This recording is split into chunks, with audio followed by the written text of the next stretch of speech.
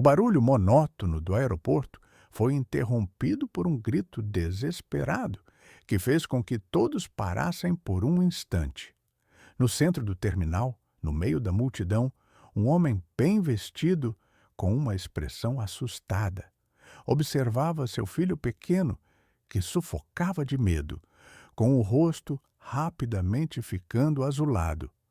As pessoas atordoadas imediatamente formaram um círculo ao redor deles, mas ninguém se atreveu a fazer nada. Socorro! Por favor, intervenham! Façam alguma coisa! Gritava o homem em desespero, sua voz tremendo de medo. De repente, a faxineira Elina abriu caminho entre a multidão. Ela largou seu carrinho e, sem prestar atenção aos gritos confusos, ajoelhou-se diante da criança. Suas ações confiantes, no entanto, escondiam algo terrível que aconteceu no segundo seguinte e tomou conta de todo o terminal com um medo gelado. Algumas horas antes, Elina era uma faxineira comum, forçada a esconder seu passado. Ela era uma experiente paramédica pediátrica. No novo país, seu diploma não tinha qualquer valor devido a complexos procedimentos burocráticos. Então ela teve que se contentar com um trabalho pouco qualificado no aeroporto para ajudar de alguma forma sua família. De manhã, sua situação frágil se tornou especialmente grave, quando a supervisora Vera a repreendeu publicamente por um erro insignificante diante de muitos passageiros. Vera lembrou ironicamente a Elina de seu status modesto, e ela suportou silenciosamente as repreensões, percebendo cada vez mais o abismo que os separava entre sua verdadeira vocação e a dura realidade. Suas mãos se moviam com uma velocidade sem precedentes, aperfeiçoada por anos de prática. Ela cerrou uma mão em punho e a colocou sobre o abdômen do menino, exatamente na região entre o umbigo e o externo, com o polegar. Com a outra mão, ela cobriu o punho por cima, criando uma vedação hermética. Em seguida, com um movimento rápido e forte para dentro e para cima, ela pressionou, empurrando o ar restante para fora dos pulmões dele, imitando uma tosse. Um pequeno objeto saiu da garganta dele. No mesmo instante, o corpo da criança enfraqueceu e ele caiu sem vida no chão, enquanto a multidão ainda não tinha percebido se ele tinha dado pelo menos uma respiração salvadora. Os paramédicos abriram caminho por entre ela. Eles empurraram Elina, paralisada pelo choque, pegaram o corpo imóvel e, colocando-o na maca, correram para a saída, já começando a realizar procedimentos de reanimação. O pai, enlouquecido pela dor, correu atrás deles, e apenas o som da sirene da ambulância deixou no local uma sensação de total incerteza.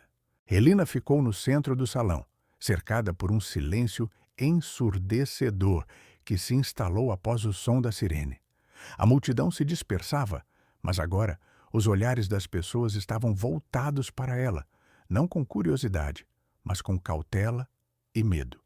Em seus olhos lia-se uma acusação silenciosa. O que ela havia feito? "Senhora, não se mexa!" Ouviu-se atrás dela uma voz autoritária e fria. Ela se virou.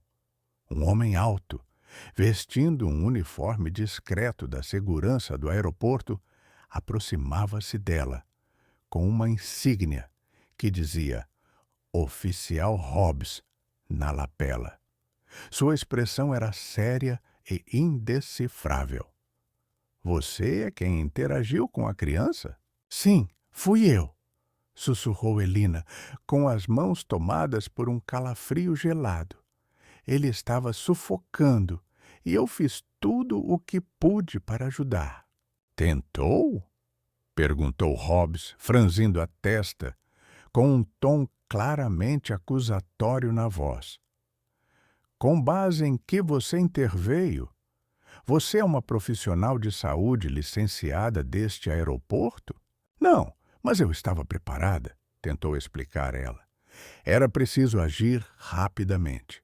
E quais foram as consequências de suas ações? Perguntou o policial severamente. A criança foi hospitalizada na UTI. Não sabemos se ele vai sobreviver. Você violou todos os procedimentos estabelecidos e, possivelmente, foi a responsável por essa tragédia. Venha comigo. Suas palavras não deixavam margem para objeções. Elina foi levada para as instalações da polícia e, diante de seus olhos, sua imagem de salvadora se transformou rapidamente na imagem de principal suspeita. Na pequena sala sem janelas, ela sentiu o mundo ao seu redor se estreitar. Sente-se, ordenou Hobbs. Diga seu nome completo e cargo. Elina Volskaya, faxineira, atendendo ao terceiro setor. Faxineira, ele disse lentamente, fazendo uma anotação. Então não é médica. Você entende a gravidade da situação, faxineira Volskaya? Eu só estava tentando salvá-lo, ela disse baixinho. Você violou as instruções, Hobbs disse sem emoção. E no caso da morte desse menino, suas ações serão consideradas mais graves. No momento, você está suspensa do trabalho até a conclusão da investigação interna. Entregue seu crachá. O silêncio estéril do corredor da prestigiada clínica privada contrastava com o barulho das sirenes e a agitação do aeroporto, onde ele acabara de estar. Marcos media com passos o chão perfeitamente limpo diante da porta da unidade de terapia intensiva. Seu terno caro já não parecia tão impecável e seus cabelos, antes perfeitamente penteados, agora estavam despenteados. Cada vez que a porta se abria, ele dava um pulo nervoso, mas eram apenas enfermeiras passando silenciosamente com carrinhos. Finalmente, uma médica saiu da sala. Uma mulher de meia idade em um jaleco branco, com um rosto calmo e decidido. Em suas roupas havia um crachá com a inscrição Doutora Agnes. Doutora, como está o estado dele? Marcos, com a voz tensa e rouca, correu para ela. Thomas vai ficar bem? Por favor, diga-me a verdade. A doutora Agnes olhou para ele com cordialidade profissional. Senhor, acalme-se. O estado do seu filho é estável. Realizamos todos os exames necessários. O corpo estranho que causou a asfixia foi removido. Era uma minúscula peça metálica de um brinquedo de montar, cujo design, para dizer o mínimo, era imperfeito. E ele vai sobreviver? Sem sequelas cerebrais? Afinal, ele ficou sem respirar por tanto tempo. Marcos, como se estivesse se afogando, agarrou-se a essas palavras como a uma tábua de salvação. Não haverá sequelas, afirmou a médica com segurança. E por isso não devemos agradecer a nós, mas àquele que prestou socorro no aeroporto. Quem foi? Talvez um de nossos colegas estivesse no lugar certo na hora certa? Marcos franziu a testa, tentando se lembrar. A visão era borrada, indistinta. Não foi um médico. Alguém da equipe de serviço, uma faxineira, provavelmente. De uniforme azul, a doutora Agnes ergueu as sobrancelhas, surpresa. Uma faxineira? Tem certeza absoluta? Afinal, o atendimento que ela prestou, a julgar pelo estado do seu filho, foi feito com extrema precisão. Para isso, é preciso não só conhecimento, mas também mãos firmes. Você entende que um único movimento errado poderia ter tido consequências fatais para o seu filho? Uma pressão errada, e isso significaria fraturas nas costelas, ruptura de órgãos internos, uma pressão muito fraca e o resultado seria nulo. Ela teve apenas alguns segundos para tomar a decisão certa. Cada palavra dita pelo médico foi um golpe duro para Marcos.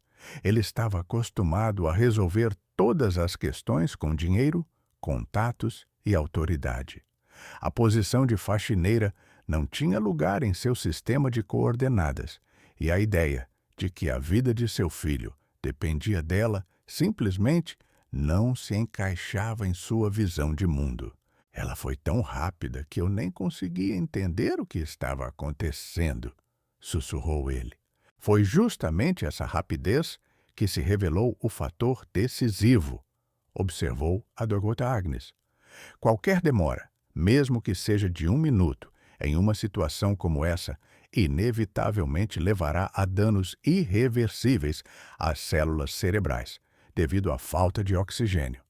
Nós, como médicos, temos muitas possibilidades, mas não podemos mudar o curso do tempo.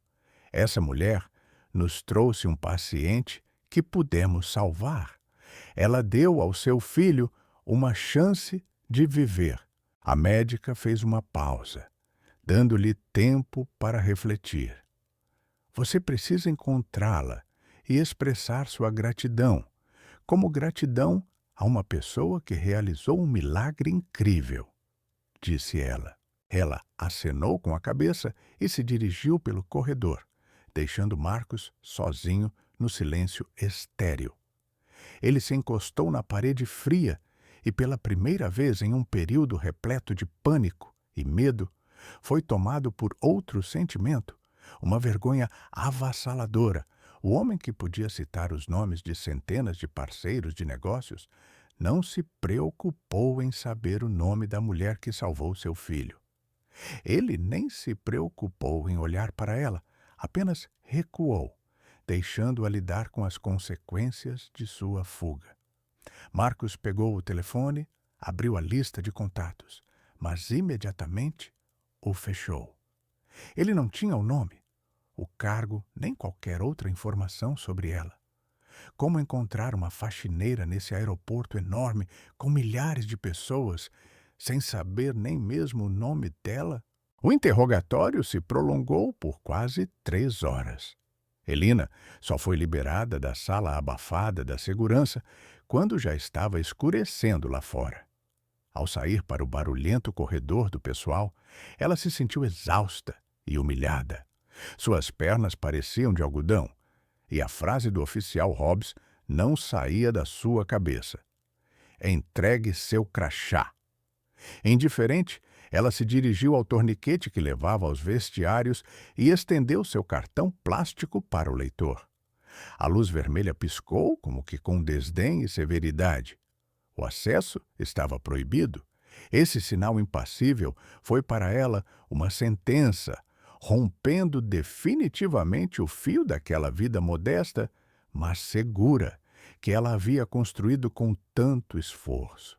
Nem tente, é inútil. Ele não vai funcionar mais, disse uma voz familiar e zombeteira atrás dela. Elina se virou. Encostada na parede, de braços cruzados, estava sua chefe Vera, com um sorriso malicioso no rosto, uma mistura de malícia e arrogância. Vera, sussurrou Elina, é hora de pegar minhas coisas do armário. Oh, claro, disse Vera, aproximando-se lentamente de Elina, seu olhar deslizando com fria precisão pelo rosto cansado. Você será acompanhada por um segurança. Essas são as regras agora para quem está sob investigação interna, para que você não leve nada importante sem querer. Não fiz nada, disse Elina com calma, mas com determinação. Você está falando sério? Vera riu com sarcasmo. Você está fazendo um circo no meio do terminal principal? Você agiu por conta própria diante de centenas de pessoas. Você tem noção do perigo que colocou nossa empresa? Esse milionário, o pai do menino, poderia nos processar, e a quantia seria tão alta que nunca mais nos livraríamos dela. Mas eu salvei a criança. sussurrou Elina novamente, agarrando-se à única verdade que importava neste mundo onde tudo estava sujeito a instruções e protocolos absurdos. Elina, você violou a regra mais importante, disse Vera, com um tom de voz severo e moralista. Você é faxineira. Sua tarefa é lavar o chão e levar o lixo para fora. Ninguém lhe deu permissão para assumir o papel de médica. Temos um posto médico, temos um serviço de segurança, temos procedimentos estabelecidos para situações de emergência. E você decidiu intervir por conta própria e ser uma heroína. Ela fez uma pausa, admirando o resultado de suas palavras. E você entende aonde sua ação corajosa levou? Você foi demitida, sem direito a salário, é claro, e não há dúvida de que, assim que a investigação terminar, você será demitida. Essa anotação na carteira de trabalho será uma pedra de tropeço eterna, e depois ninguém vai te contratar em nenhum lugar decente. As pernas de Elina pareciam desabar sob seu peso. A demissão não era apenas uma perda de renda. Significava que o teto sobre sua cabeça ficaria ameaçado, que ela não poderia pagar o pequeno quarto alugado e não poderia sustentar a família, que dependia totalmente dela. Isso é injusto, ela sussurrou, com um nó na garganta. Justiça é cada um fazer o seu trabalho, afirmou Vera. E será ainda mais justo se o Serviço de Controle de Imigração descobrir com base em que uma estrangeira sem licença exerce atividades médicas aqui. Na minha opinião, isso é uma infração grave, pela qual podem ser tomadas medidas, até mesmo a deportação, para que outros não repitam o mesmo. As últimas palavras soaram como um tiro. Deportação. O pior pesadelo de Elina, que ela sempre temeu, agora, graças a Vera, tornou-se realidade. O mundo de Elina desmoronou em um instante, soterrado sob o peso dos escombros de todas as suas esperanças. Vera se virou e saiu pelo corredor, gritando por cima do ombro.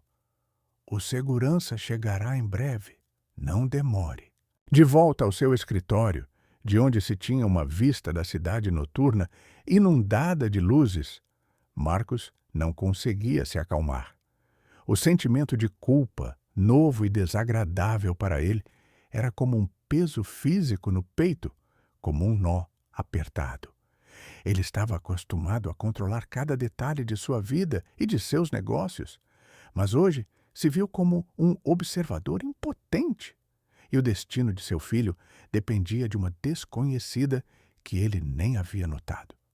Ele colocou um copo de água à sua frente, mas não se decidiu a bebê-lo.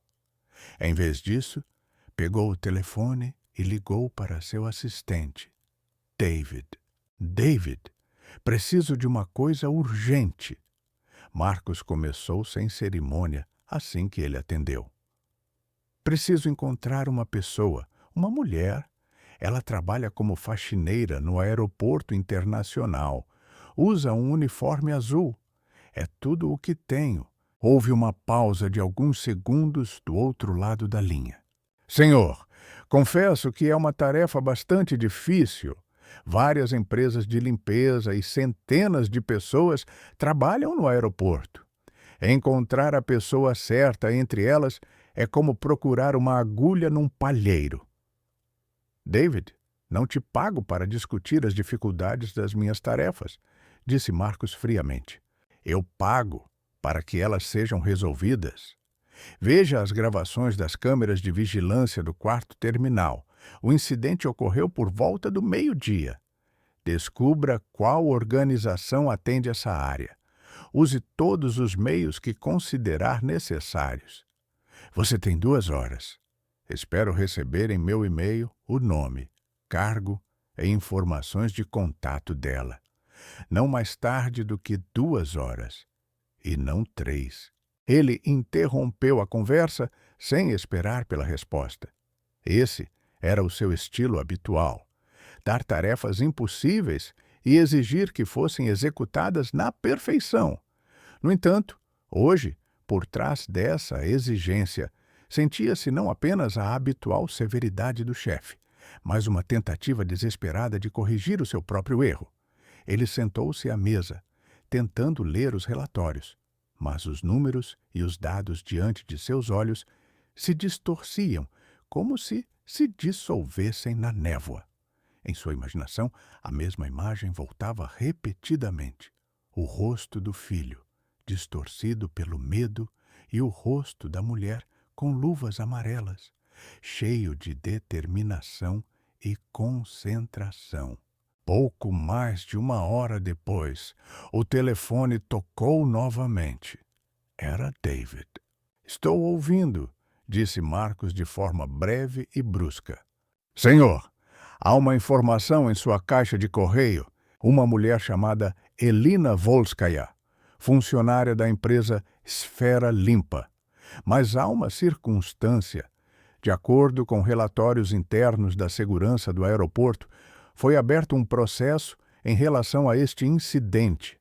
Elina Volskaya foi temporariamente afastada do trabalho até que todas as circunstâncias fossem esclarecidas, devido à interferência não autorizada que criou uma ameaça." O sangue fervilhou nas bochechas de Marcos. "O quê? Suspensa? Eles ousaram suspender a pessoa que salvou a vida do meu filho? Tecnicamente", começou David, acrescentando cautela à voz, "senhor, ela cometeu uma violação dos protocolos internos." "Que se danem os protocolos deles!" gritou Marcos. "Deviam ter lhe dado uma medalha, mas, em vez disso, estão a fazer uma caça às bruxas para esconder os seus erros. É preciso descobrir onde fica o escritório dessa tal Esfera Pura e ir lá imediatamente." "Talvez devêssemos primeiro consultar nossos advogados, senhor?" sugeriu o assistente. "Uma abordagem mais diplomática talvez seja mais eficaz. Podemos pressionar." "Não!" Marcos o interrompeu. "Sem advogados. A culpa é minha. Cometi um erro ao não ficar lá e defendê-la imediatamente. Eu mesmo vou corrigir isso, com meus métodos. Apenas me envie o endereço." Desligando o telefone, ele pegou as chaves do carro e saiu do escritório. Confiante, ele estava absolutamente convencido de que seu nome, posição e carteira impressionante resolveriam essa bobagem em 5 minutos. Ele os obrigaria a se desculpar e oferecer uma compensação sólida a ela. Marcos acreditava que não havia problemas neste mundo que não pudessem ser resolvidos com força e dinheiro. O escritório da empresa de limpeza Esfera Limpa ficava em um prédio comercial discreto na periferia, o que criava um contraste gritante com o mundo de riqueza e influência, ao qual Marcos estava acostumado. Seu sedã preto brilhante se destacava no estacionamento, onde predominavam carros modestos de pequeno porte. Marcos, ao sair do carro, ajeitou cuidadosamente o paletó, que lhe caía perfeitamente, e entrou com confiança no prédio. Sem prestar atenção ao olhar surpreso da recepcionista, ele descobriu a localização do escritório do diretor e se dirigiu para lá, sem esperar ser convidado. Sem bater, ele abriu a porta e entrou na sala. Sentado à mesa estava um homem não muito jovem, gordinho, de óculos, cujo rosto expressava surpresa pela visita inesperada. Era o Sr. Petrov, diretor da empresa. "Com licença, o senhor tem uma reunião marcada?" ele perguntou, confuso, colocando a xícara de chá de lado. "Meu nome é Marcus Thorne", disse Marcos, e seu nome ressoou no silêncio. Petrov o reconheceu imediatamente. Seu rosto se contorceu de surpresa. Hoje, meu filho quase morreu no aeroporto. E tudo graças à sua funcionária, Elina Volskaya, que salvou a vida dele. Sim, sim, já estou ciente desse desagradável incidente, exclamou Petrov, levantando-se de um salto. Estamos conduzindo uma investigação interna. Aceite minhas mais sinceras. Deixe suas condolências de lado, interrompeu Marcos bruscamente, sua voz fria e autoritária. Não vim por causa disso. Estou aqui porque me disseram que você demitiu a senhorita Volskaya. Exijo a revogação imediata dessa decisão sem precedentes, a reintegração dela ao cargo e um pedido de desculpas oficial. Petrov engoliu em seco, escolhendo as palavras com nervosismo. Senhor Thorne, você deve entender que existem protocolos estabelecidos. As ações dela violaram as instruções. Isso poderia provocar. Isso fez com que meu filho estivesse vivo. Marcos, com emoção na voz, dirigiu-se ao diretor, que estremeceu. Você tem consciência do que está dizendo? Você está punindo uma pessoa por ter demonstrado coragem. Chame imediatamente o seu superior direto. Alguns minutos depois, Vera, pálida, entrou no escritório, quase tropeçando ao andar. Ao ver Marcos, ela parou assustada na soleira da porta. Então, todos estão presentes. Marcos lançou um olhar severo para os dois. Reitero minha exigência. Elina Volskaya deve ser reintegrada ao cargo que ocupava ainda hoje. A investigação é encerrada. Todas as acusações são retiradas. Ele fez uma pequena pausa e, em seguida, jogou sua carta principal. Marcos tirou do bolso interno um talão de cheques e uma caneta e, com teatralidade deliberada, colocou-os sobre a mesa. E, é claro, vamos indenizá-la por todos os transtornos morais e sofrimentos que ela passou. Disse ele com voz fria como metal. Estou pronto para preencher um cheque com qualquer valor que vocês considerarem justo. Isso deve pôr fim a todos esses problemas. Ele esperava ver alívio em seus rostos, mas viu exatamente o contrário. Ao ver o talão de cheques e a palavra compensação, os olhos de Petrov e Vera se encheram de um horror indisfarçável. Para eles, pessoas que viviam em um mundo onde alguém do nível de Marcus Thorne não estava acostumado a gastar dinheiro sem motivo, a oferta dele não parecia generosidade, mas uma ameaça velada, o primeiro passo para um processo judicial caro que poderia destruir sua pequena empresa. Indenização? Repetiu Petrov, com a voz trêmula. Ele trocou um olhar rápido com Vera, cujos olhos revelavam pânico. Vera imediatamente percebeu para onde o vento soprava e aproveitou sua oportunidade. Ela deu um passo decisivo à frente. Senhor Thorne, acho que você não está totalmente informado sobre essa funcionária, começou ela, com voz bajuladora, mas firme. O ato dela não pode ser chamado de heroísmo, é mais imprudência.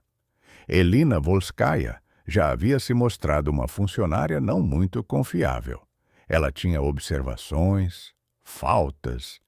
Estávamos preocupados que, em algum momento, sua impulsividade e ações precipitadas levassem a problemas. O que você está dizendo? Marcos franziu a testa. Ela agiu como uma verdadeira profissional. Ela é uma faxineira? Exclamou Vera. Ela simplesmente teve sorte de nada ter acontecido. Mas e se não tivesse tido sorte? A empresa tem o dever de cuidar de seus funcionários, mas não pode se responsabilizar por ações tão arriscadas. Não podemos permitir que uma pessoa que age de forma tão irresponsável continue trabalhando aqui e coloque outras pessoas em perigo? Vendo nas palavras de Vera uma oportunidade de se salvar, Petrov imediatamente aproveitou a deixa. Sim, Sr. Thorne, o supervisor não se enganou. Ele assentiu, sentindo uma onda de confiança. Não podemos arriscar a reputação e a segurança dos clientes. Este caso mostrou claramente que a senhorita Volskaya é um fator imprevisível. A suspensão foi a decisão certa, e agora estou convencido de que a única atitude correta será demiti-la imediatamente. Assim, distanciaremos ao máximo a empresa de suas ações imprudentes. Marcos, atordoado, olhou para eles. Ele chegou aqui confiante em sua onipotência, mas se deparou com uma parede intransponível de medo e hipocrisia, escondida sob a máscara da ética corporativa. Sua intervenção não só não surtiu efeito, como piorou a situação a um ponto crítico. Vocês vão demiti-la? Repetiu ele, sem conseguir acreditar no que tinha ouvido. Vocês vão demiti-la, apesar de eu, pai da criança salva, pedir pessoalmente que ela mantenha seu emprego? É exatamente por isso que devemos fazer isso, quase gritou Petrov, finalmente convencido da singularidade dessa decisão para evitar um processo judicial. Precisamos provar que nossa empresa não tolera violações das regras. A decisão foi tomada e será executada ainda hoje.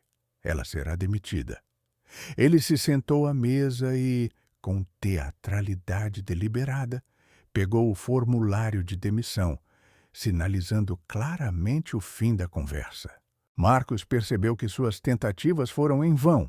Sua influência, sua riqueza, sua posição. Tudo isso se mostrou impotente diante do medo que dominava as pessoas comuns. Ele se virou em silêncio e saiu do escritório, sentindo pela primeira vez na vida todo o peso da impotência. Helena voltou para seu pequeno quarto no último andar do prédio antigo, cujas paredes, como se absorvessem toda a dor e o desespero dos moradores, pareciam se fechar sobre ela. Ela se sentou na beira da cama e somente no silêncio do seu quarto, finalmente tirou a máscara de indiferença. Um tremor percorreu seu corpo. 1 hora depois, chegou ao seu telefone uma mensagem curta e seca enviada de um número oficial. Prezada senhora Volskaya, informamos que seu contrato de trabalho foi rescindido a partir de hoje, com base no item. Ela não leu mais. O último fio que a mantinha no mundo com alguma estabilidade se rompeu. Seu olhar caiu sobre a carteira, que estava sobre a mesinha de cabeceira. Dentro dela havia algumas notas amassadas. Tudo o que restava para um futuro incerto, que agora ela teria que enfrentar sem o salário habitual. Em 3 dias, ela teria que pagar o aluguel. E agora tinha certeza de que não teria dinheiro suficiente para isso. Na porta, ela encontrou um envelope branco aparecendo. Suas mãos ficaram dormentes. Era um aviso do proprietário do apartamento, uma carta seca e formal com um lembrete sobre o pagamento pendente e um aviso sobre a necessidade de desocupar imediatamente o imóvel em caso de atraso. O desespero começou a tomá-la, frio e denso. A única proteção contra o pânico que se aproximava era ligar para casa. Ouvir as vozes familiares que não suspeitavam de seu problema era ao mesmo tempo doloroso e necessário. Ela ligou para a mãe. Após vários toques longos, ouviu-se uma voz emocionante e cheia de carinho ao telefone. Elina, minha querida, é você? Sim, mamãe, sou eu. Elina fez um esforço para sorrir, mas seus lábios pareciam não obedecer. Está tudo bem aí? Como está o papai? Tudo tranquilo, querida. Seu pai, como sempre, não para de reclamar, mas está tomando os remédios. Sentimos muito a sua falta. Você está bem? Não está cansada do trabalho? Como sempre, sua voz demonstrava preocupação. Estou ótima, mamãe, não se preocupe, disse Elina, contando a maior mentira da sua vida.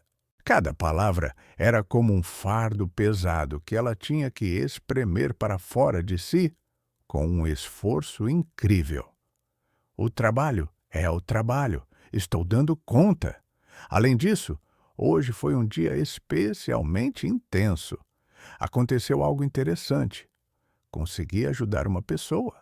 Ela proferia frases genéricas, esforçando-se ao máximo para que sua voz soasse confiante e animada.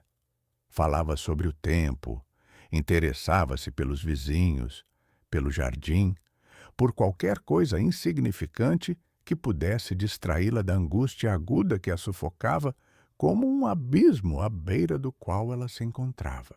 Você recebeu o dinheiro que enviei na semana passada?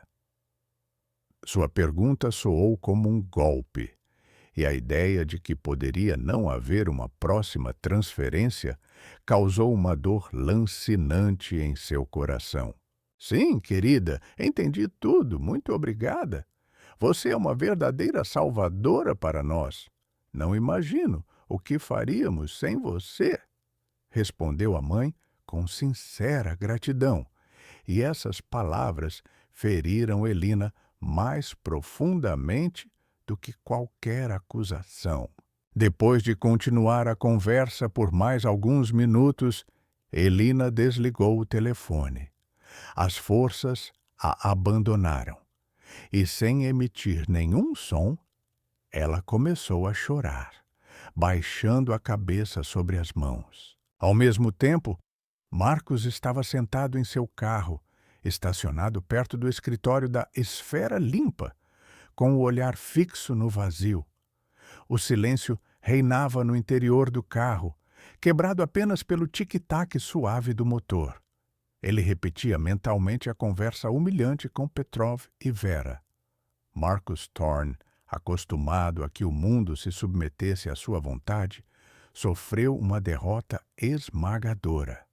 Suas ações diretas, sua confiança no poder do dinheiro e da posição social resultaram em uma catástrofe para uma pessoa inocente. O smartphone tocou. Era David. Senhor, gostaria de informar que a ordem de demissão da senhorita Volskaya já foi assinada e registrada.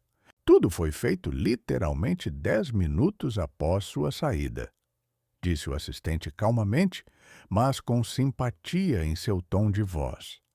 Eu sei, respondeu Marcos com voz sombria. Eles ficaram com medo. Medo de mim e do que poderia acontecer depois disso. Para se protegerem, eles a queimaram como se fosse uma bruxa na fogueira. Os advogados deles provavelmente sugeriram essa forma de defesa, concordou Davi, para apresentá-la como uma aventureira incompetente, da qual a empresa se livrou. Dessa forma, eles se isentam de todas as acusações. Marcos apertou o volante com o punho. E fui eu mesmo que lhes dei essa vantagem. E rompi ali como um elefante numa loja de porcelanas, com o meu livro de cheques. E agora tornei-me vítima. Aparentemente, os meus métodos são inúteis aqui, David. Tudo o que fiz só agravou a situação. Houve um silêncio. E Marcos, olhando para as luzes dos carros que passavam, sentiu uma mudança interna repentina. Ele percebeu que a força era impotente nesse caso, que a solução do problema só era possível a partir de uma posição de humanidade. David, ele disse inesperadamente, com um tom novo e firme na voz. Sim, senhor. Deixe os advogados de lado e esqueça a pressão. Não quero brigar com essa empresa. Preciso corrigir meus erros. Ajude-me a encontrar o endereço dela. O endereço, senhor? Perguntou ele, com perplexidade na voz. Sim, preciso do endereço pessoal. Eu mesmo irei até ela. Preciso falar com ela pessoalmente, sem intermediários, sem acompanhantes jurídicos, apenas como um pai a quem ela deve a vida de seu filho. O navegador levou Marcos a uma área que parecia ser o oposto de seu mundo luxuoso e bem-sucedido. Casas decadentes, asfalto rachado, luz fraca de postes solitários. Tudo isso criava uma atmosfera de pobreza e esquecimento. Ele estacionou seu carro caro no final da rua, sentindo os olhares fixos dos poucos transeuntes. A casa de Elina era antiga, com longos corredores nos quais ecoavam os cheiros de umidade e destinos alheios. Subindo uma escada rangente, ele chegou ao último andar e parou diante de uma porta surrada, com um número escrito à mão. Por um momento, ele foi tomado por dúvidas, um sentimento de inadequação e tolice. O que ele diria a ela? Que palavras poderiam reverter a destruição que ele havia causado? Ele respirou fundo e, reunindo os pensamentos, bateu na porta. Passos silenciosos se ouviram do outro lado da porta, que se abriu. Elina apareceu na soleira da porta com uma roupa simples. Seu rosto estava pálido e cansado, e em seus olhos, ao encontrar o olhar dele, brilhou um lampejo de medo, rapidamente substituído por uma indiferença fria. Você? Sua voz era baixa, mas nela se sentia uma determinação inabalável. Qual é o seu objetivo? Você veio para terminar o que começou? Ou para informar sobre a minha deportação? Não, não. O que você está dizendo?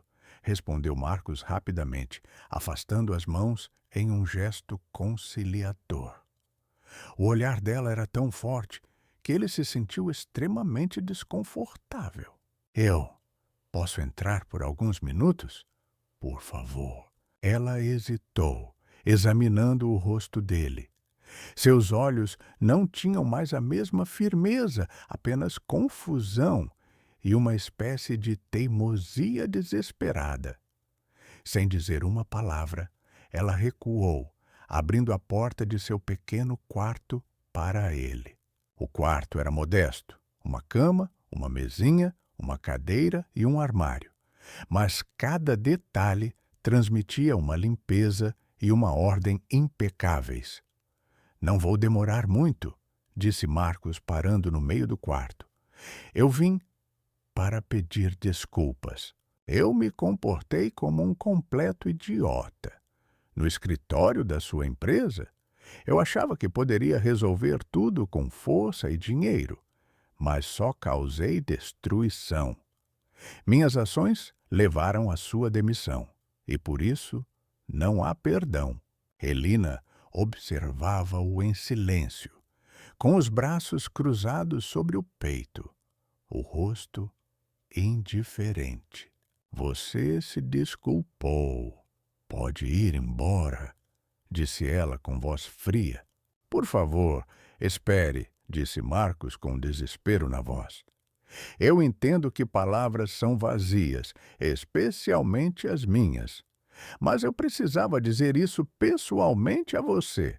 Eu estava no hospital, conversando com a médica do Thomas.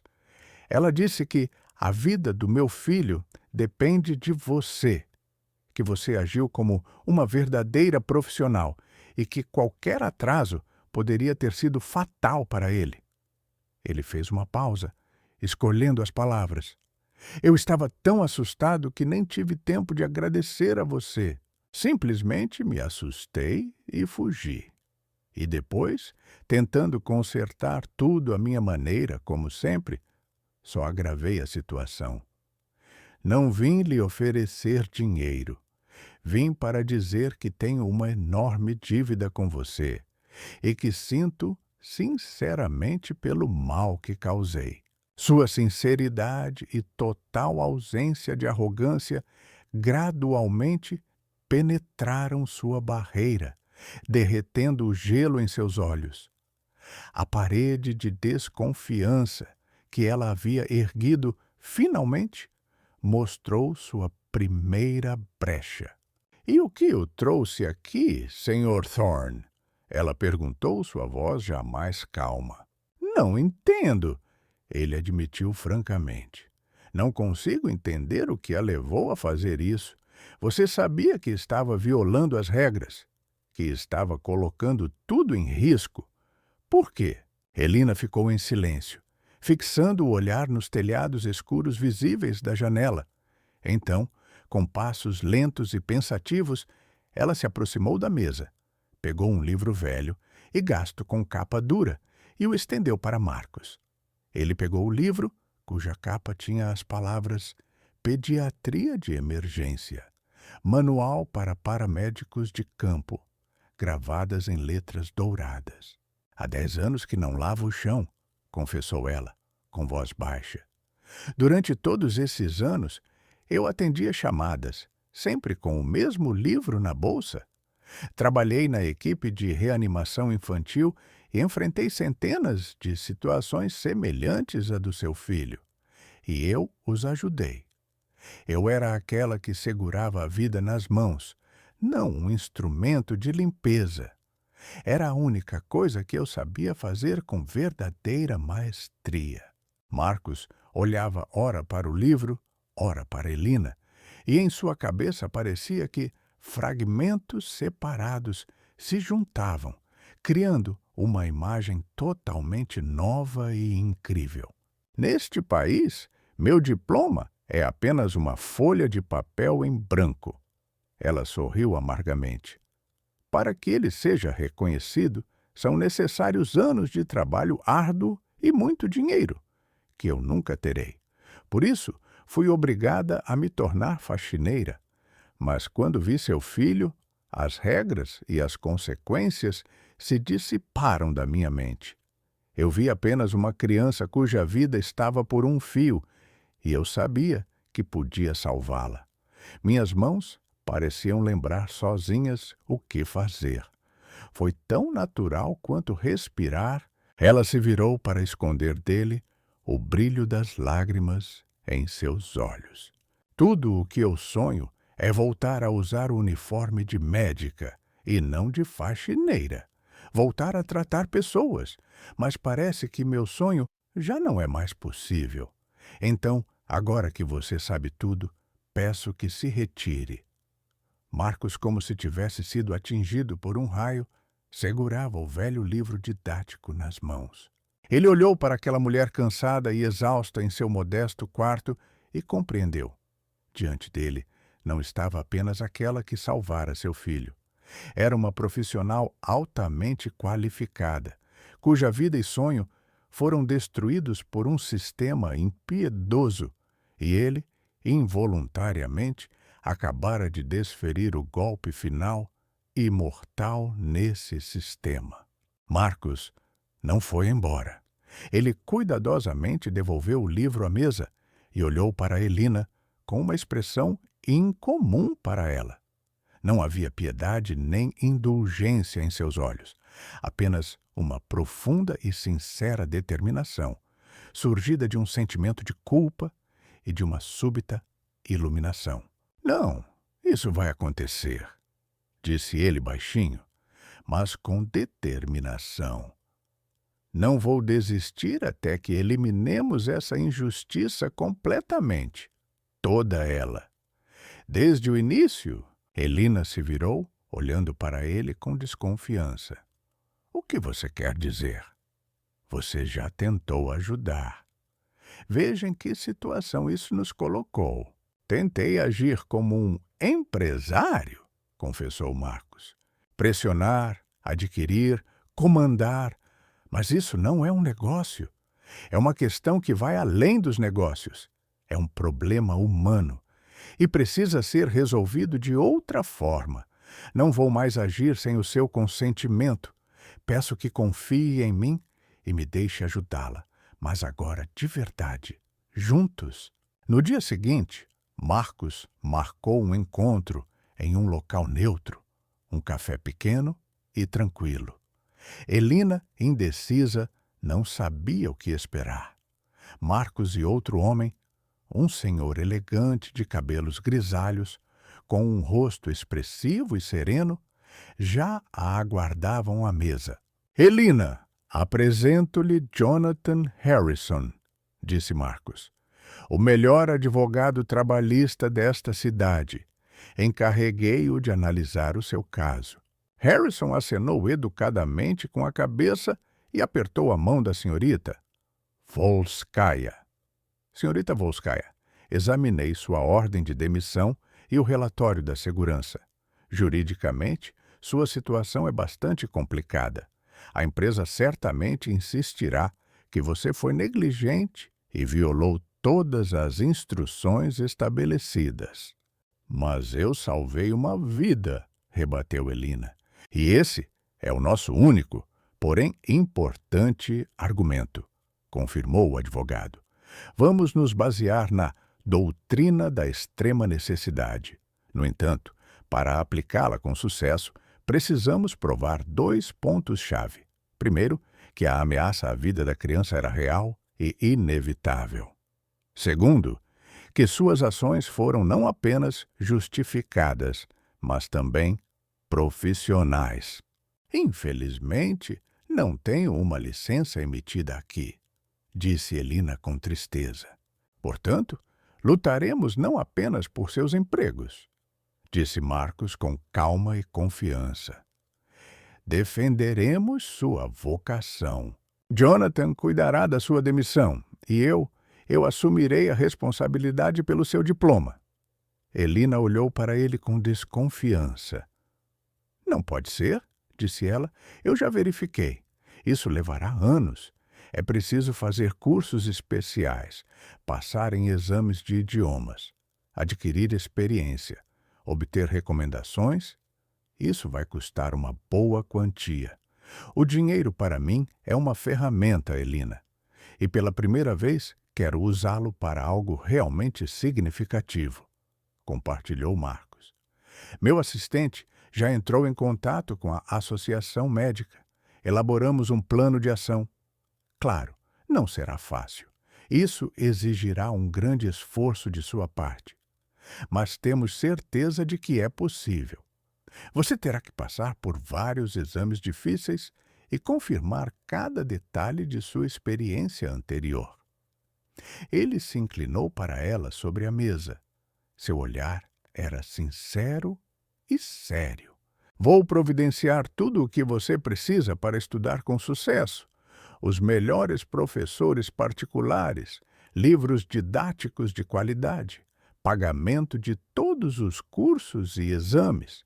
Vou encontrar um apartamento confortável para você, onde poderá se preparar tranquilamente, sem se preocupar com despejo. Mas há uma coisa que não posso fazer: passar nos exames por você. Esse é o seu caminho, a sua vitória. Pela primeira vez em muitos dias, Elina sentiu algo despertar dentro dela. Não era apenas a expectativa de algo melhor, era um claro chamado à ação. Ela não estava mais indefesa, abandonada à mercê do destino. Estavam lhe oferecendo um desafio. Eu não sei como expressar meus pensamentos, ela sussurrou baixinho. Marcos apenas acenou com a cabeça e respondeu: sim. E a partir desse momento, sua vida mudou radicalmente. Ela se mudou para um apartamento pequeno, mas aconchegante, cheio de livros didáticos e referências médicas. Ela dedicava seus dias a aulas com professores particulares, estudando obstinadamente o vocabulário profissional em uma língua desconhecida e resolvendo tarefas complexas. À noite, ela ligava para Jonathan Harrison, relembrando repetidamente cada detalhe do que havia acontecido no aeroporto, preparando-se para o julgamento que se aproximava. De uma mulher exausta e assustada, ela se transformou diante dos olhos dele em uma guerreira determinada e focada. Seus olhos brilhavam com o mesmo brilho de aço que Marcos lembrava dos primeiros momentos em que se conheceram. Sentimentos há muito esquecidos de dignidade e confiança em suas próprias forças estavam voltando para ela. Certa noite, quando ela já havia descansado após uma aula exaustiva, Marcos ligou para ela. "Como vai, Elina?" perguntou ele. "Hoje estudei por 3 horas um caso clínico de pneumonia atípica em recém-nascidos", compartilhou ela, com um tom de autoestima profissional. "Meu tutor observou que eu raciocino como uma médica experiente e não como uma estudante", acrescentou ela. Marcos sorriu ao telefone. "Eu não tinha dúvidas. Também tenho uma informação. Jonathan conseguiu o que queria." A comissão médica marcou uma reunião extraordinária para discutir o seu caso. Daqui a 2 semanas, houve silêncio na linha. 2 semanas, e tudo pelo que ela lutou desesperadamente durante tantos meses seria decidido naquele dia. "É a nossa única chance, Elina", enfatizou Marcos. "Eles vão nos ouvir e você precisa estar pronta para mostrar a eles quem você realmente é." A sala de reuniões da comissão médica, parecida com uma sala de cirurgia, irradiava esterilidade, frio e indiferença. A longa mesa polida, atrás da qual se sentavam 6 pessoas com rostos sombrios e inacessíveis, criava a impressão de uma barreira intransponível. Havia uma tensão no ar, como uma descarga elétrica.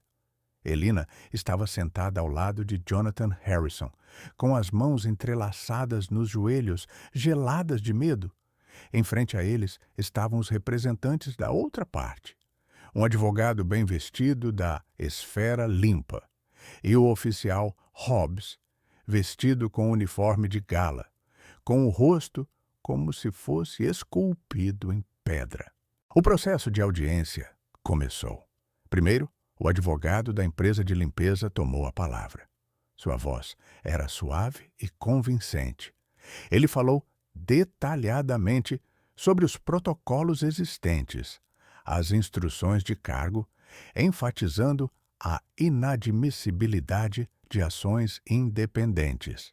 O advogado criou uma imagem em que Elina não aparecia como uma salvadora, mas como uma aventureira negligente que simplesmente teve sorte. "Prezados membros da comissão, estamos falando do princípio mais importante", afirmou ele, olhando para todos os presentes com um olhar imponente. "Cada um deve se dedicar à sua especialidade. A faxineira limpa, o médico trata. O que aconteceria se um encanador no aeroporto decidisse assumir o controle de um avião? A situação é semelhante.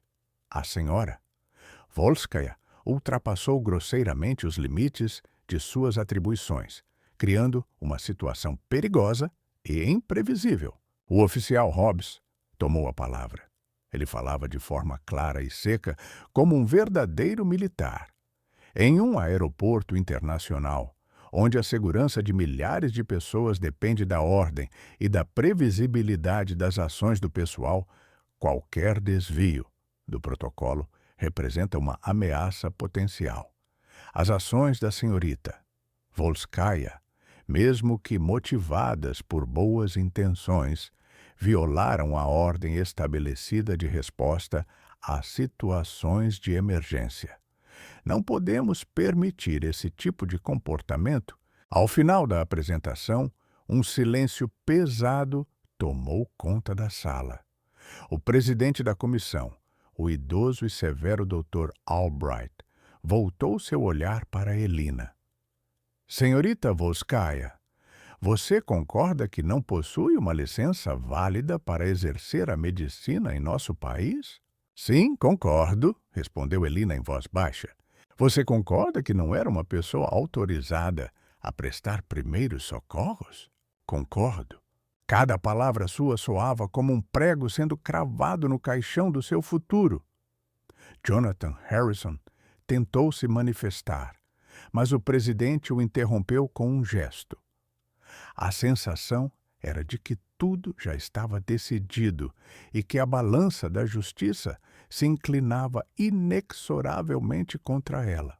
No momento mais crítico, quando toda a esperança parecia perdida, a porta dos fundos da sala de audiências se abriu silenciosamente. Marcus Thorne e a doutora Agnes apareceram na abertura, e sua presença pareceu romper a atmosfera pesada e opressiva. Os membros da comissão, atordoados, trocaram olhares, enquanto o advogado da Esfera Pura e Hobbes se entreolharam, ambos visivelmente tensos. Jonathan Harrison levantou-se imediatamente. Senhor presidente, estimados membros da comissão, solicitamos permissão para convidar uma testemunha, sem a qual não é possível julgar este caso de forma objetiva. Trata-se da doutora Agnes, médica responsável pelo tratamento de Thomas Thorne, e sua opinião especializada será essencial para avaliar as ações da minha cliente. O advogado da empresa de limpeza levantou-se indignado e declarou: protesto. Isso é pura manipulação, uma tentativa de influenciar a comissão por meio de pressão emocional. Trazer o pai da criança, mas a doutora Albright o interrompeu, levantando a mão. Seu olhar pousou nos recém-chegados e, em seguida, em Elina, que, sem ousar levantar a cabeça, permanecia sentada em silêncio. A sala ficou em silêncio total, tão profundo que até mesmo o barulho das folhas de papel caindo era claramente audível. Todos esses depoimentos, sem dúvida, são importantes, disse o presidente pensativo, e suas palavras ressoaram no silêncio da sala. Mas há uma voz que ainda não ouvimos completamente. Seu olhar pesado e penetrante recaiu sobre Elina, fazendo-a estremecer e desviar o olhar involuntariamente. Senhorita Volskaya, levante-se, se não se importa, ordenou ele. Elina levantou-se lentamente, com os joelhos trêmulos. Deixe de lado por um momento os advogados, os protocolos e as instruções. Não nos veja como juízes, mas como colegas. E responda a uma pergunta. O que exatamente você viu naqueles momentos em que olhou para o menino? E por que você achou que tinha o direito de intervir? A pergunta do Dr. Albright não era uma formulação de acusação, mas sim um convite ao diálogo. Pela primeira vez, alguém se interessou não pela regra que ela havia violado, mas por sua visão pessoal da situação e pela motivação de suas ações. Elina respirou fundo, expulsando os últimos resquícios de medo. O tremor nos joelhos desapareceu. Ela ergueu a cabeça e encontrou o olhar de todos os 6 membros da comissão, sem qualquer traço de confusão nos olhos. Apenas a calma e a confiança inabalável de uma profissional. Eu não vi apenas pânico, começou ela, sua voz parecendo crescer, tornando-se cada vez mais alta e clara, enchendo toda a sala. Eu vi sinais evidentes e incontestáveis de obstrução total das vias respiratórias. A criança estava em silêncio, sem tossir, sem emitir nenhum som. Isso é um sinal grave, indicando a completa ausência de ar nos pulmões. Suas mãos apertadas na garganta. Esse é um gesto universal, uma reação instintiva. Mas o mais assustador que vi foi a cianose central que se intensificava rapidamente. A tonalidade azulada dos lábios e da pele ao redor da boca foi um sinal alarmante para mim. O nível de saturação de oxigênio no sangue dele estava caindo rapidamente. Sua fala não era justificativa, como a de uma faxineira tentando se defender. Ela falava como um médico fazendo um diagnóstico. O advogado da Esfera Limpa queria dizer algo em resposta, mas o Dr. Albright, sem tirar os olhos de Elina, o interrompeu com um leve gesto da mão. Em uma situação como essa, é preciso agir em segundos, não em minutos, continuou Elina, sua voz soando cada vez mais firme. Após 40 a 60 segundos sem oxigênio, as células do cérebro começam a morrer. Após 3 minutos, ocorrem consequências irreversíveis. De acordo com o protocolo, eu deveria ter chamado ajuda e esperado. Eu sabia que cada minuto, enquanto minha chamada não fosse atendida, enquanto a ajuda não conseguisse atravessar a multidão no terminal, nos aproximava de uma tragédia. Diante dos meus olhos não havia um risco hipotético, mas uma ameaça real e iminente. Naquele momento, a inércia seria equivalente a assinar uma sentença de morte. Você está falando sobre diagnóstico, saturação, células cerebrais. Interrompeu o advogado da empresa de limpeza, seu tom impregnado de sarcasmo. Senhorita Volskaya, permita-me perguntar em que instituição de ensino você obteve qualificação para fazer diagnósticos em nosso país? Você realizou algum exame? Você tinha pelo menos um estetoscópio? Elina virou-se calmamente para ele. Para identificar um incêndio, não é necessário ter um diploma de inspetor de incêndios. Basta observar o fogo e a fumaça. Eu vi uma imagem clara que não deixava margem para dúvidas. 10 anos de trabalho em reanimação pediátrica me ensinaram a tomar decisões instantâneas, guiando-me apenas pela percepção visual. E nessa situação, fiz a única escolha correta. Apliquei a manobra de Heimlich. Eu sabia exatamente onde colocar as mãos, entre o processo xifoide e o umbigo, para não danificar os órgãos internos. Eu sabia com que intensidade e em que ângulo precisava pressionar, com um movimento brusco para cima, para criar pressão excessiva nos pulmões e empurrar o corpo estranho. Eu tinha certeza de que teria apenas talvez 2 momentos, antes que o menino perdesse a consciência. São tudo palavras vazias, indignou-se o advogado. Suas alegações sobre sua suposta experiência não são comprovadas por nada. Trabalhamos com fatos, e o fato é que uma faxineira não licenciada realizou um procedimento médico perigoso. Deixe-me confirmar as palavras dela com fatos, disse a doutora.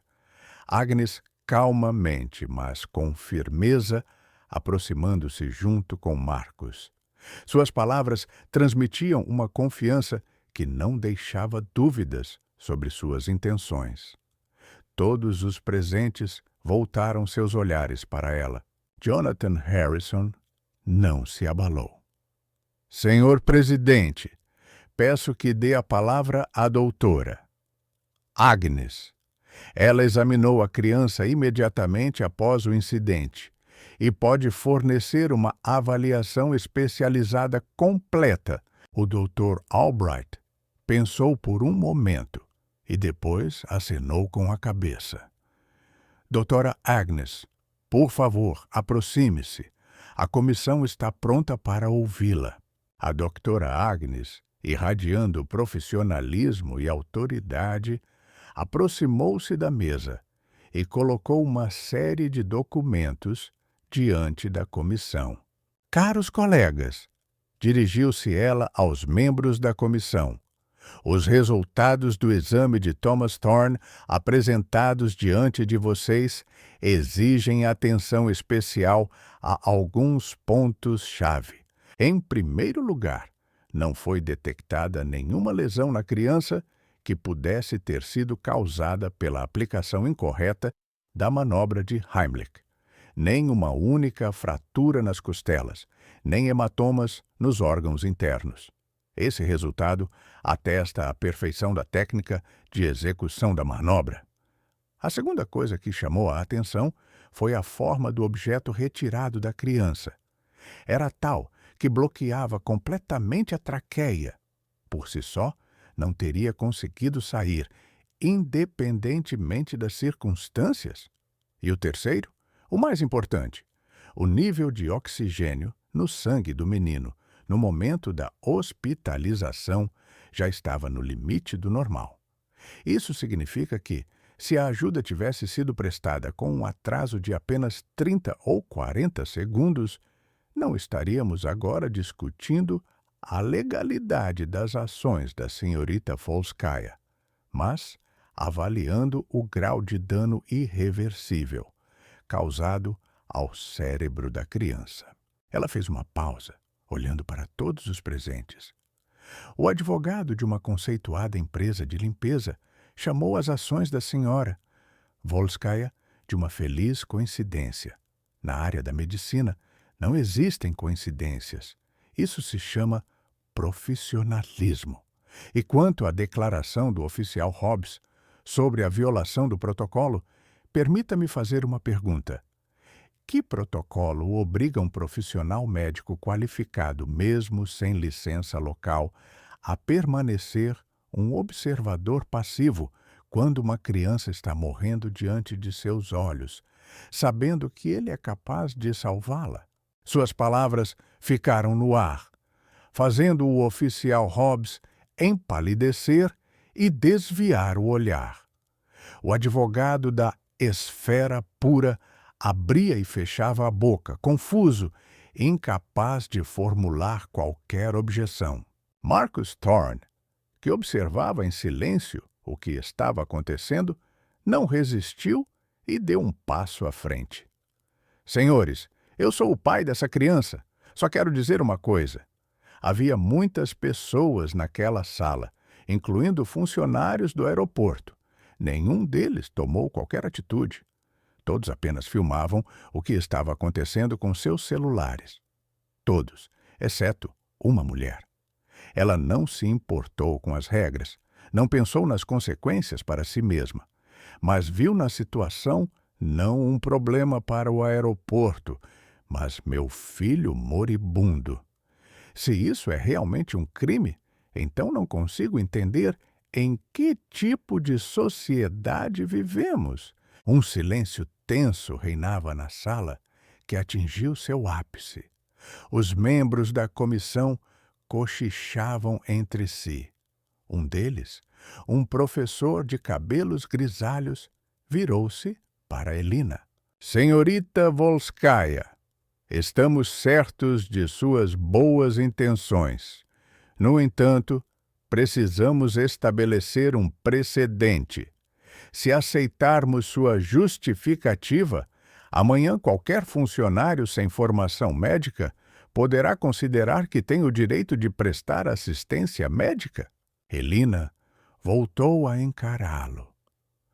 Toda a sua insegurança evaporou-se, deixando apenas dignidade e autoconfiança.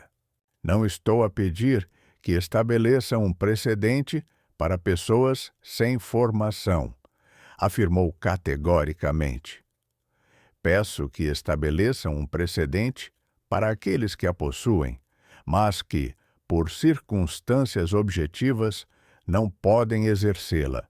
Peço que você avalie não o cargo que eu ocupava naquele dia, mas meus conhecimentos e habilidades. Naquele momento, minhas mãos não pertenciam a uma faxineira, mas a uma paramédica com 10 anos de experiência. E eu não tinha nenhum direito moral ou ético de negligenciar minha experiência e meu dever. Eu não podia ficar de fora. As últimas palavras de Elina ecoaram em um silêncio absoluto e retumbante. Não era um pedido, nem uma justificativa, mas apenas uma afirmação firme, uma constatação incontestável. Ela não pedia misericórdia, mas exigia o reconhecimento de sua verdadeira natureza, que por um tempo ficou velada pelo uniforme azul. O Dr. Albright olhou para ela fixamente e sua expressão severa mudou gradualmente. Um profundo reconhecimento passou por seus olhos. Ele trocou olhares com os outros membros da comissão, trocando acenos quase imperceptíveis. A decisão era óbvia para todos. Então, não foi necessário nenhum debate prolongado. "Obrigado, senhorita Volskaya. Por favor, sente-se", disse ele, sua voz já não soando tão fria como no início da reunião. Pegando um formulário oficial e uma caneta, ele acrescentou: "Colegas, precisaremos de apenas alguns minutos para tomar uma decisão." No entanto, ele não se levantou. Em vez disso, colocou a caneta na mesa e fixou o olhar no advogado da empresa de limpeza e no oficial Hobbs. "No entanto, considero que podemos não seguir as formalidades", disse ele, e suas palavras soaram como um trovão em um dia calmo. A decisão da comissão foi unânime. Todas as acusações de abuso de autoridade e criação de risco injustificado em relação à senhorita Elina Volskaya foram retiradas.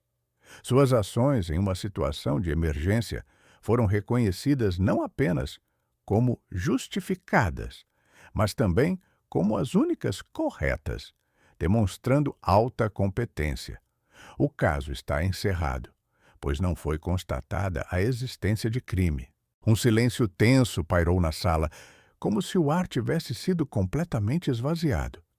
Elina quase perdeu o equilíbrio, e Jonathan Harrison, para apoiá-la, colocou a mão em seu ombro.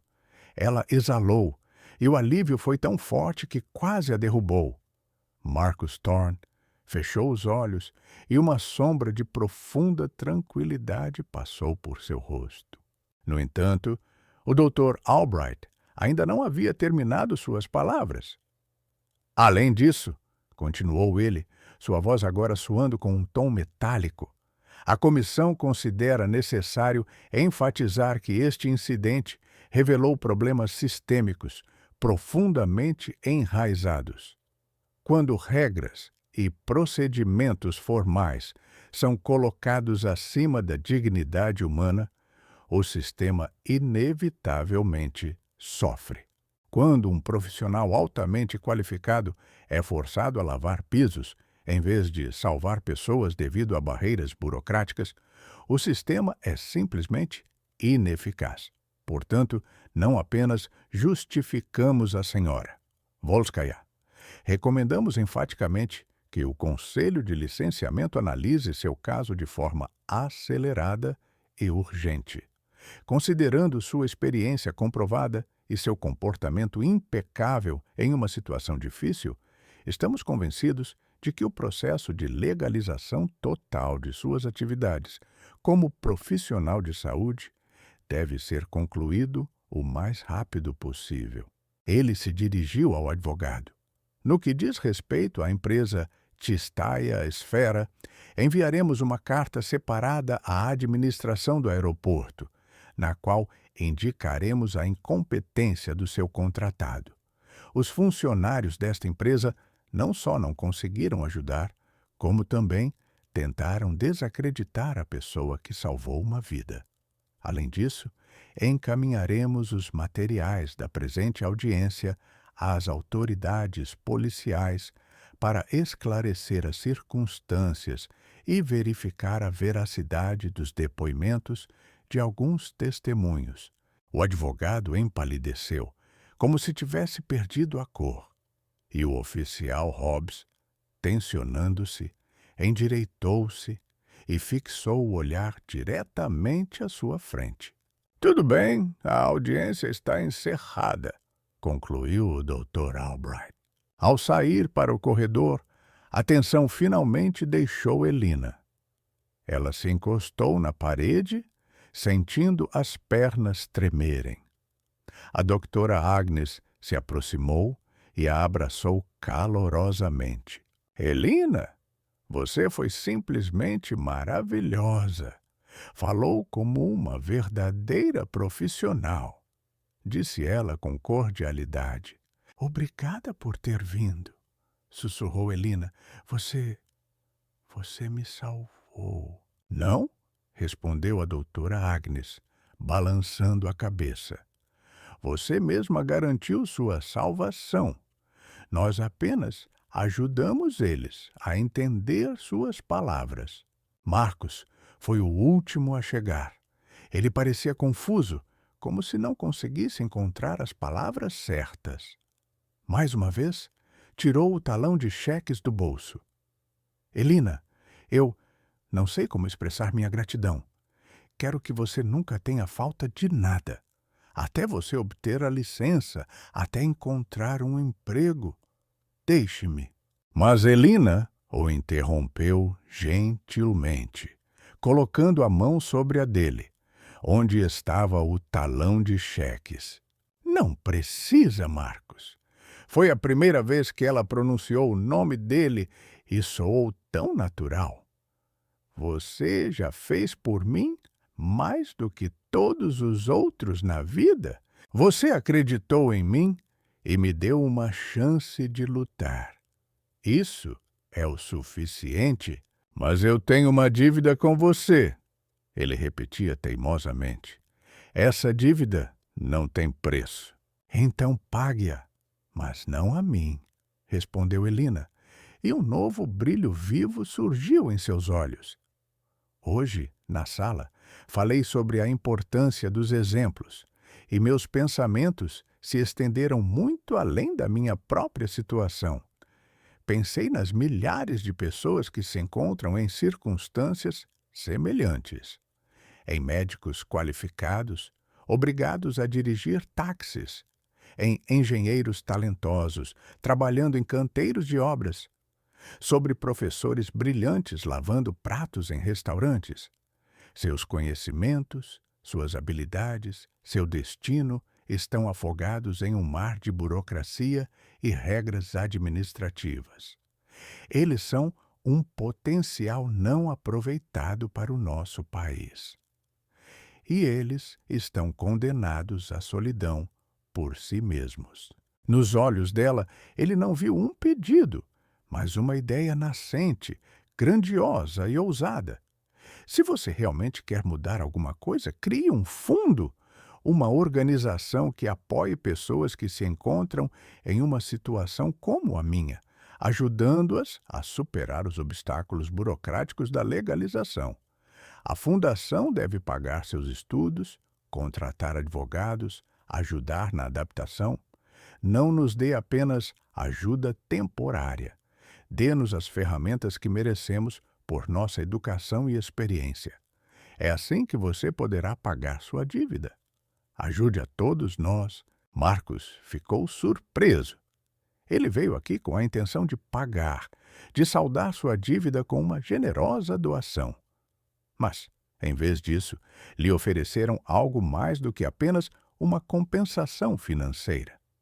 Ofereceram-lhe um projeto que poderia se tornar o trabalho de sua vida, um objetivo que superava em importância todos os seus projetos empresariais anteriores.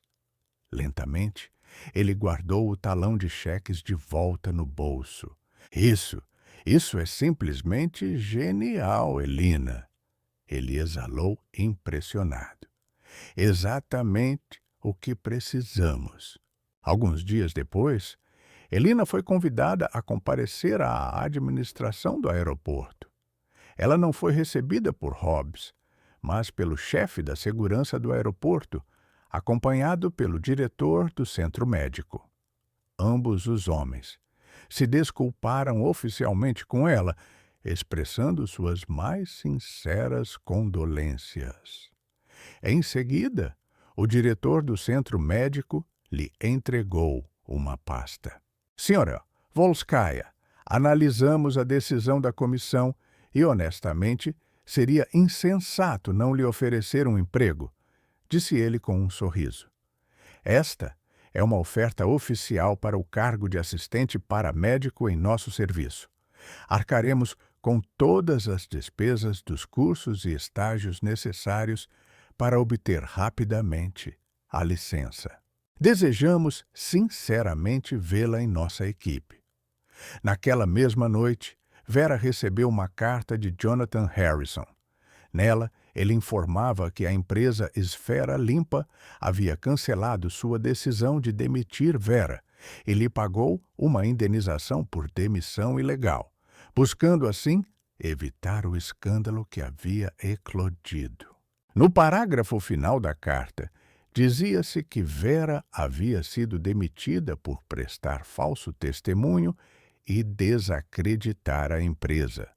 A verdade, embora com atraso, prevaleceu em todos os aspectos. Helena se instalou em seu novo e luminoso apartamento, que Marcos alugou para ela.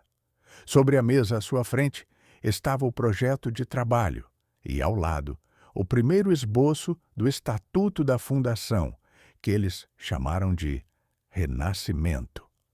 Ela não se sentia uma vítima, mas uma vencedora, que não apenas arrancou sua vida das mãos do destino, mas também criou a oportunidade de ajudar milhares de outras pessoas. Pegando o telefone, ela discou o número da mãe. "Mãe, sou eu", disse ela, com a voz cheia de alegria. "Tenho uma notícia incrível. Vou voltar à área médica." 1 ano se passou. No mesmo terminal do aeroporto, banhado pela luz do sol, onde outrora se desenrolou a história que mudou seu destino, Helena caminhava com confiança e determinação. Mas, em vez do uniforme azul de faxineira, ela agora vestia o uniforme de paramédica sênior do serviço médico. Nas mãos, ela segurava um rádio e, com um tom calmo e confiante, comandava sua equipe durante uma operação de treinamento. De seus olhos desapareceu todo traço de insegurança, restando apenas a concentração profissional e a satisfação tranquila e serena de alguém que encontrou seu verdadeiro destino. Ela deixou de ser invisível. A algumas dezenas de quilômetros dali, em um parque ensolarado, Marcus Thorne observava com um sorriso seu filho Thomas, que brincava alegremente com os pombos. Thomas estava no auge de suas forças, sua energia era incontrolável. O próprio Marcus parecia ter encontrado uma nova harmonia. A rigidez e a tensão anteriores desapareceram, dando lugar à calma e à paz. Ao lado dele, em seu tablet, estava aberta a página principal do site da Fundação Renascimento. Na seção Nossas Histórias de Sucesso, já havia várias dezenas de fotos de pessoas cujas vidas foram transformadas pela Fundação. Médicos, engenheiros e professores que conseguiram retornar à sua profissão amada. Um encontro casual no aeroporto mudou para sempre 2 destinos e gerou uma onda de bondade que cresceu inexoravelmente, demonstrando que, para realizar um verdadeiro milagre, às vezes basta um passo simples, mas decisivo.